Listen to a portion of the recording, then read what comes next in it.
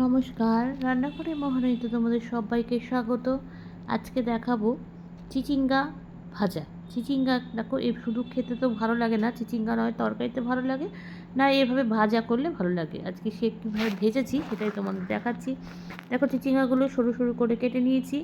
আছে পেঁয়াজ কুচি, আর দেবো হচ্ছে নারকোল কোড়া। নারকোলটা আমার ঘরে ছিল, তাই নারকোল কোড়াটা এখানে ব্যবহার করেছি। আচ্ছা, নারকোলটা প্রথমে দেখো কড়াইতে তেল দিয়ে দিয়েছি। তেলটা আমরা একটু অল্প পরিমাণে দিয়েছি, কারণ নারকোলটাকে একটু ভেজে নেব। কাঁচা নারকোল ইউজ করব না, এখানে আমি একটু ভেজে নিয়ে ব্যবহার করব। চলো, তেলটা কিন্তু নারকোলেও প্রচণ্ড তেল টানে, সেই জন্য তেল কিন্তু আমি অল্প পরিমাণে দিয়েছি। এবার নারকোলটা দিয়ে দিয়েছি, দিয়ে এবার কিন্তু এটাকে ভালো করে ভেজে নেব। একটু লাল লাল করে ভেজে নেব নারকোলটা। নারকেলটা কিন্তু ভাজা হয়ে গেছে, কালারটা দেখতে পাচ্ছি চেঞ্জ হয়ে গেছে, কিন্তু ব্যাস আমার নারকেল ভাজা হয়ে গেছে। এবার নারকেলগুলো কিন্তু তুলে নেব, আর তেলটাও একদম নারকেলের সাথে টেনে গেছে।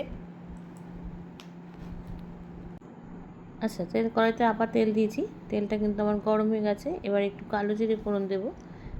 চিচিঙ্গাতে কিন্তু কালো জিরে ফোড়ন ভালো লাগে খেতে। আচ্ছা, কালো জিরে ফোড়নটা কিন্তু হয়ে গেছে, গন্ধও ছেড়ে দিয়েছে। এবার প্রথমে আমি কিন্তু পেঁয়াজটা দিয়ে দেবো, পেঁয়াজটাকে ভেজে নেব, তারপরে কিন্তু চিচিঙ্গাটা দেবো। আচ্ছা, পেঁয়াজটা দেখো ভাজা হয়ে গেছে। আচ্ছা, এবার কিন্তু আমি প্রথমে এখানে কাঁচা লঙ্কা দিয়ে দিলাম চিড়ে পেঁয়াজের সাথে। এবার দিয়ে দিচ্ছি চিচিঙ্গা, তাহলে লঙ্কাটাও কিন্তু একসঙ্গে ভাজা হয়ে যাবে, সেই জন্য দিয়ে দিয়েছি। এবার দিয়ে দিচ্ছি চিচিঙ্গাটা, দিয়ে কিন্তু এবার এখানে একটু নুন দিয়ে দেবো, দিয়ে এটাকে এবার ঢেকে দেবো। আচ্ছা, চিচিঙ্গাটাতে কিন্তু নুন দিয়ে দিয়েছি, নুন দিয়ে কিন্তু এটাকে এবার ভালো করে নাড়িয়ে নেব। নিয়ে এবার এটাকে দেখো চিচিঙ্গা নুন দিয়ে ভালো করে মিশিয়ে নিচ্ছি, নিয়ে এবার এটাকে ঢাকা দিয়ে ঢেকে দেবো। চলো ঢাকনাটা তুলে দেখি চিচিঙ্গাটার অবস্থা কীরকম, মানে কতটা সেদ্ধ হলো। অনেক কিছুটা পরিমাণ মানে মজেছে, দেখেই বোঝা যাচ্ছে পরিমাণে কমে গেছে অনেকটাই। এবার চলো এটা ভালো করে নাড়িয়ে নিই, নিয়ে এবার এখানে একটু আগে হলুদ দিয়ে দেবো চিচিঙ্গাতে, দিয়ে এবার এটাকে কিন্তু খুব ভালো করে দেখো ভালো করে নাড়ছি। আর ভাজা যত ভালো করে নাড়বে তত ভাজতে ভালো, মানে ভাজাটা ভালো হয়। এবার এর মধ্যে কিন্তু আমি হলুদ গুঁড়ো দিয়ে দিলাম, দিয়ে আবার হলুদের সাথে কিন্তু এটাকে খুব ভালো করে মিশিয়ে নেব। আচ্ছা, এবার থালাটা তুলে দেখি কী অবস্থা আছে।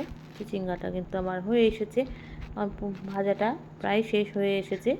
এবারে একটু ভালো করে নাড়িয়ে নিই। ভাজা জিনিস তো, ভাজা জিনিসটাকে বারবার, যেহেতু ভাজা সেদ্ধ হয়ে গেছে, এবার একটু ভালো করে নাড়িয়ে নিই, নিয়ে তাহলে কিন্তু আমার চিচিঙ্গাটা প্রায় হয়ে এসেছে, ভাজাও হয়ে গেছে। এবার কিন্তু আমি এরপর থেকে নারকেলটা ছড়িয়ে দেব।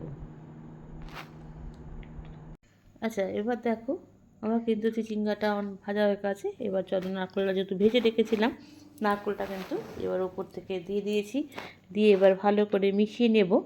নারকেলটা দিয়ে চিচিঙ্গাটা মিশিয়ে নিলে কিন্তু আমার চিচিঙ্গা ভাজাটা একদম রেডি। এইভাবে কিন্তু চিচিঙ্গা কিন্তু খেয়ে দেখতে পারো, খুব ভালো লাগে খেতে। আর ভাজা বলে অনেকটাই ভাত কিন্তু ভালো মতন খাওয়া যায়। আর একটুখানি আমি নুন দিলাম, নুনটা আমার কম হয়েছিল, সেজন্য একটুখানি নুন দিয়ে দিলাম, দিয়ে এবার এটাকে কিন্তু খুব ভালো করে মিশিয়ে নেব।